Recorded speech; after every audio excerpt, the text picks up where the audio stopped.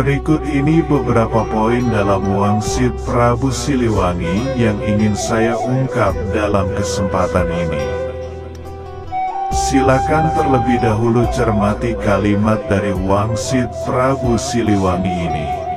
Lalu berdiri lagi penguasa yang berasal dari orang biasa, tapi memang keturunan penguasa dahulu kala dan ibunya adalah seorang putri Pulau Dewata. Karena jelas keturunan penguasa baru susah dianiaya. Semenjak itu berganti lagi zaman. Ganti zaman, ganti cerita. Kapan? Tidak lama, setelah bulan muncul di siang hari, disusul oleh lewatnya komet yang terang benderang. Di bekas negara kita, berdiri lagi sebuah negara. Negara di dalam negara dan pemimpinnya bukan keturunan Pajajaran. Bunyi kalimat ini tidak perlu diragukan lagi, memang merujuk pada sosok Soekarno. Kalimat selanjutnya, lalu akan ada penguasa, tapi penguasa yang mendirikan benteng yang tidak boleh dibuka, yang mendirikan pintu yang tidak boleh ditutup, memelihara elang di pohon beringin. Adapun bunyi kalimat ini jelas merujuk pada sosok Soeharto.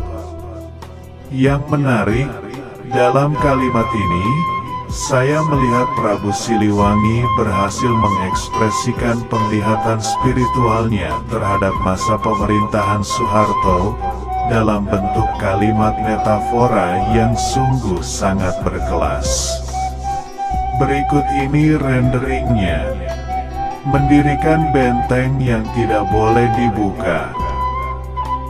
Kata benteng yang dimaksud dalam kalimat ini adalah Undang-Undang Dasar 1945, yang selama ini kita pahami sebagai benteng Negara Kesatuan Republik Indonesia. Kalimat tidak boleh dibuka merujuk pada makna tidak boleh diutak-atik lagi, atau tidak boleh diamandemen. Yang mendirikan pintu yang tidak boleh ditutup. Kata pintu yang dimaksud dalam kalimat ini adalah Pancasila, sebagai pintu demokrasi yang tidak boleh ditutup. Memelihara elang di pohon beringin. Yang dimaksud elang dalam kalimat ini adalah burung elang Garuda, yakni simbol negara Indonesia. Sementara itu, pohon beringin merujuk pada Partai Golkar yang kita ketahui berlogo pohon beringin. Sebagaimana kita ketahui, di masa pemerintahan Soeharto, Golkar menjadi partai terkuat sebagai partai pemerintah. Jadi, kalimat memelihara elang di pohon beringin dapat kita maknai merupakan upaya Soeharto memelihara Indonesia yang bersimbolkan burung elang Garuda dengan menggunakan partainya, Golkar, yang berlogokan pohon beringin.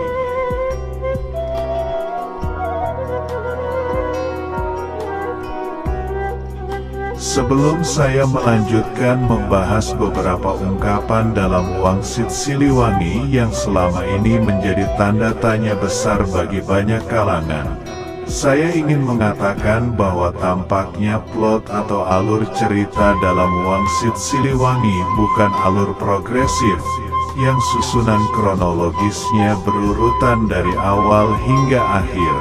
Dengan kata lain, ada bagian di mana cerita dalam Wangsit ini melompat jauh ke depan, lalu kemudian kembali memulai cerita dari belakang. Bagian cerita yang saya perkirakan melompat jauh ke depan, misalnya terdapat pada kalimat berikut ini yang ingin saya beri interpretasi.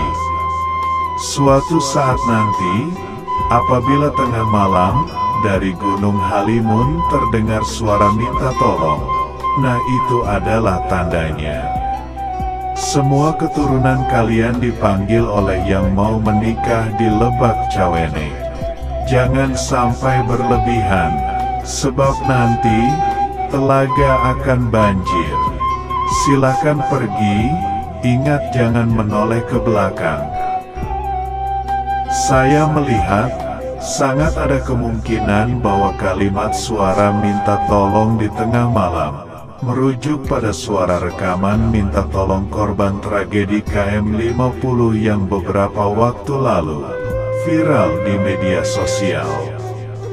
Suara rekaman itu berisi percakapan di detik-detik terakhir para laskar FPI yang tewas. Suara rekaman didapatkan melalui sambungan telepon conference para laskar FPI yang mengawal Habib Rizik Syihab pada malam itu. Telekonferensi tersebut menyambungkan para anggota laskar yang ada di 3 lokasi berbeda. Dalam rekaman, terdengar suara tangisan seorang pria yang mengiba meminta tolong dan merintih kesakitan. Rekaman suara minta tolong tersebut dapat Anda cermati kembali di channel YouTube Najwa Shihab. Sementara itu, frase Gunung Halimun merujuk pada wilayah perbukitan Mega Mendung. Dalam hal ini, Mega yang berarti awan, sebenarnya sinonim dengan Halimun yang berarti kabut. Jadi bentuk kalimat utuh yang mudah dipahami adalah, suatu saat nanti, apabila pada saat tengah malam, terdengar suara minta tolong, yang berasal dari orang yang datang dari Gunung Halimun atau Bukit Mega Mendung. Dengan susunan kalimat seperti ini, tentunya Anda telah dapat memahami bahwa yang dimaksud orang yang datang dari Gunung Halimun atau Bukit Mega Mendung merujuk pada para korban KM50. Waktu yang disebutkan dalam Wangsit Siliwangi pun sama dengan waktu kronologis peristiwa KM50, yakni tengah malam.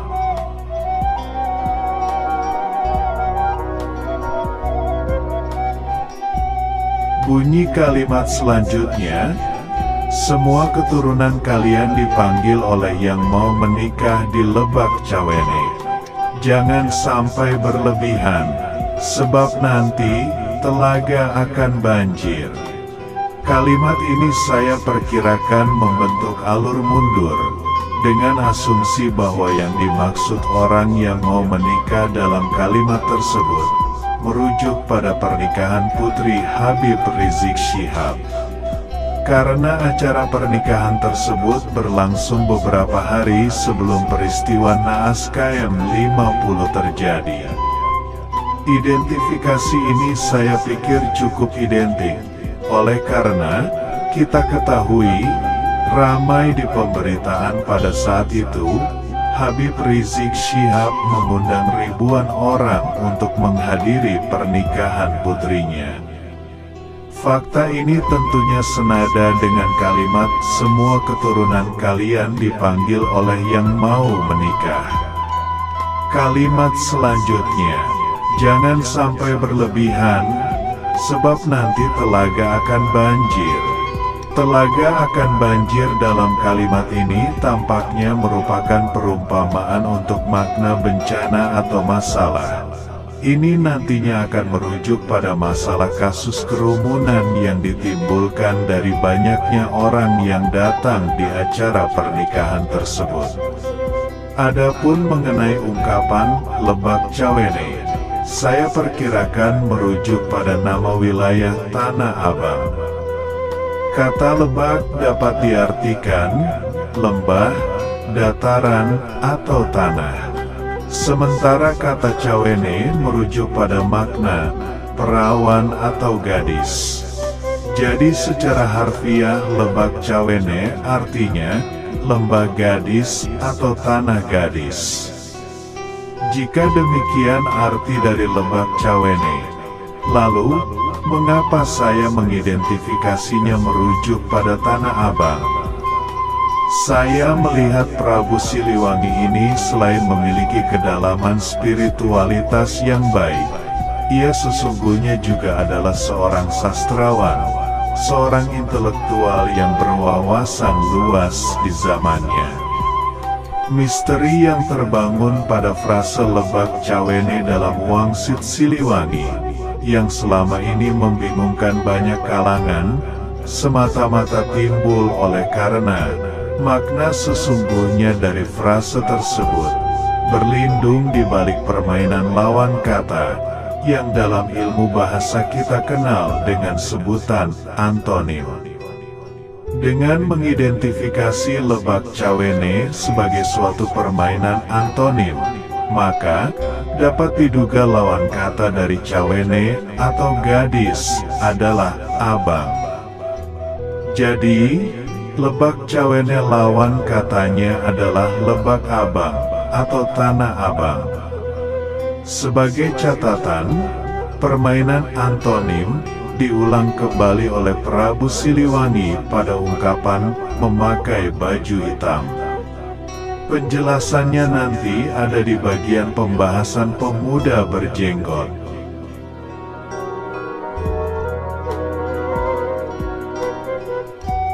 Berdasar pada uraian sebelumnya, kita sebenarnya telah dapat lebih mudah mengidentifikasi siapa sesungguhnya pemuda berjenggot yang disebut Prabu Siliwangi dalam wangsitnya.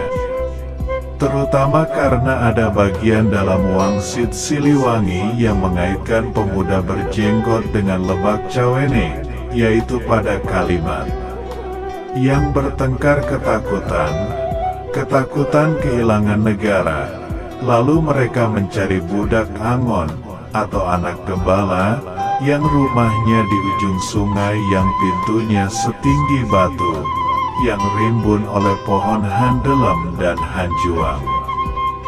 Semua mencari tumbal, tapi budak Angon sudah tidak ada, sudah pergi bersama pemuda berjenggot, pergi membuka lahan baru di Lebak Cawene. Dari bunyi kalimat ini, kita mendapat makna bahwa pemuda berjenggot datang menemui budak Angon, lalu mengajaknya membuka lahan baru di Lebak Cawene. Ajakan ini dengan sendirinya menempatkan pemuda berjenggot berposisi sebagai tuan rumah Lebak Cawene. Demikianlah keseluruhan uraian ini mengerucutkan upaya identifikasi pemuda berjenggot kepada sosok Habib Rizik Syihab. Ia yang membuat undangan acara pernikahan putrinya di Lebak Cawene atau Tanah Abang. Bagi Anda yang kurang cepat tanggap, biar saya perjelas. Kediaman Habib Rizik Syihab di Petamburan itu berada di wilayah Kecamatan Tanah Abang, Jakarta Pusat. Untuk lebih menguatkan interpretasi bahwa sosok pemuda berjenggot yang disebut dalam Wangsit Siliwangi merujuk pada sosok Habib Rizik Syihab, saya pikir penting dalam kesempatan ini saya menyajikan penggalian lebih dalam terhadap frase pemuda berjenggot. Ada 3 kali Prabu Siliwangi menyebutkan frase pemuda berjenggot dalam wangsitnya, yaitu pada kalimat, pada saat itu datang pemuda berjenggot, datangnya memakai baju serba hitam sambil menyanding sarung tua. Membangunkan semua yang salah arah, mengingatkan pada yang lupa, tapi tidak dianggap. Karena pintar keblinger, maunya menang sendiri. Mereka tidak sadar, langit sudah merah, asap mengepul dari perapian. Alih-alih dianggap, pemuda berjenggot ditangkap dimasukkan ke penjara. Dan dalam kalimat, yang bertengkar ketakutan kehilangan negara. Lalu mereka mencari budak Angon atau anak gembala yang rumahnya di ujung sungai yang pintunya setinggi batu, yang rimbun oleh pohon handelem dan hanjuang. Semua mencari tumbal, tapi budak Angon sudah tidak ada. Sudah pergi bersama pemuda berjenggot. Pergi membuka lahan baru di Lebak Cawene. Dalam dua kalimat wangsit ini, yang syarat kalimat simbolik dan membutuhkan suatu penyelaman mendalam. Untuk dapat memahami makna yang dikandung, saya melihat Prabu Siliwangi sungguh-sungguh menunjukkan kualitas dirinya sebagai orang yang berwawasan sangat luas. Berikut ini uraiannya.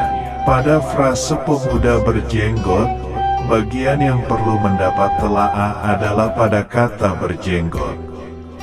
Dan percayalah, Anda tidak akan pernah dapat memahami apa maksud dari kata berjenggot yang digunakan Prabu Siliwangi, jika Anda tidak memahami konsep Natya Sastra dalam tradisi Hindu.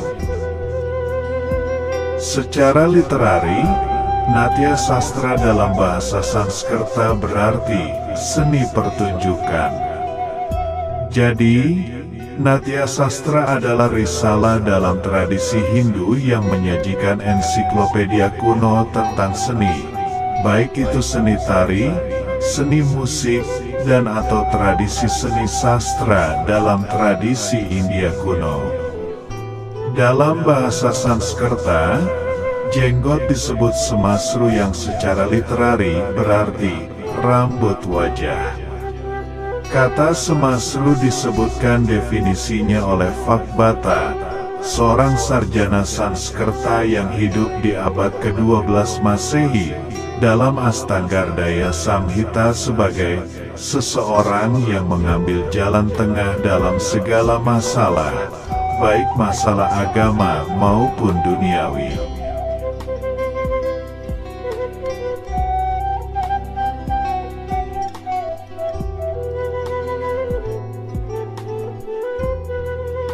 Jadi ketika Prabu Siliwangi menggunakan frase pemuda berjenggot dalam wangsitnya, ia tengah mengacu pada sosok seseorang yang memiliki prinsip, senantiasa mengambil jalan tengah dalam menyelesaikan segala masalah, baik itu masalah agama maupun masalah duniawi. Kuat dugaan saya jika seseorang yang dimaksud Prabu Siliwangi sebagai pemuda berjenggot adalah Habib Rizik Syihab. Kalimat dalam wangsit Siliwangi yang menguatkan bahwa Habib Rizik Syihab adalah pemuda berjenggot, yaitu rangkaian kalimat berikut ini. Pada saat itu datang pemuda berjenggot. Datangnya memakai baju serba hitam sambil menyanding sarung tua. Membangunkan semua yang salah arah, mengingatkan pada yang lupa, tapi tidak dianggap. Karena pintar keblinger, maunya menang sendiri. Mereka tidak sadar, langit sudah merah, asap mengepul dari perapian. Alih-alih dianggap, pemuda berjenggot ditangkap dimasukkan ke penjara. Kalimat pada saat itu datang pemuda berjenggot merujuk pada momen kedatangan Habib Rizik Syihab dari Arab. Pada kalimat datangnya memakai baju hitam, lagi-lagi Prabu Siliwangi bermain antonim atau lawan kata. Hitam lawan katanya putih. Jadi, bunyi kalimat sebenarnya adalah memakai baju serba putih. Kita ketahui, hampir setiap kemunculannya, Habib Rizik Syihab senantiasa menggunakan pakaian berwarna putih. Dari semua kalimat metafora yang digunakan Prabu Siliwangi di seputar sosok pemuda berjenggot, ungkapan menyanding sarung tua, bisa saya katakan adalah kalimat simbolik yang paling kuat mengarahkan maknanya kepada sosok Habib Rizik Syihab. Frase sarung tua dapat dilihat sebagai bentuk ungkapan simbolik untuk sejarah sarung. Menurut catatan sejarah, Sarung berasal dari Yaman. Ini fakta. Karena itu, kata menyanding dalam kalimat datangnya memakai baju serba hitam sambil menyanding sarung tua dapat dimaknai sebagai sejarah sarung yang menyanding atau beriringan jalan dengan sejarah rumpun keluarga Habib Rizik Syihab sebagai keturunan Nabi Muhammad yang berasal dari Yaman. Kalimat membangunkan semua yang salah arah, mengingatkan pada yang lupa, dapat dikatakan merujuk pada upaya perbaikan akhlak yang sempat digelorakan Habib Rizik Syihab. Kalimat alih-alih dianggap pemuda berjenggot ditangkap dimasukkan ke penjara, merujuk pada situasi yang dialami Habib Rizik Syihab beberapa waktu lalu, yaitu sempat dihukum penjara. Demikianlah beberapa bentuk identifikasi makna kalimat dalam Wangsit Siliwangi, yang menunjukkan bahwa wangsit ini memang bukanlah suatu ramalan, tapi merupakan suatu penglihatan spiritual tentang peristiwa yang akan terjadi di masa mendatang.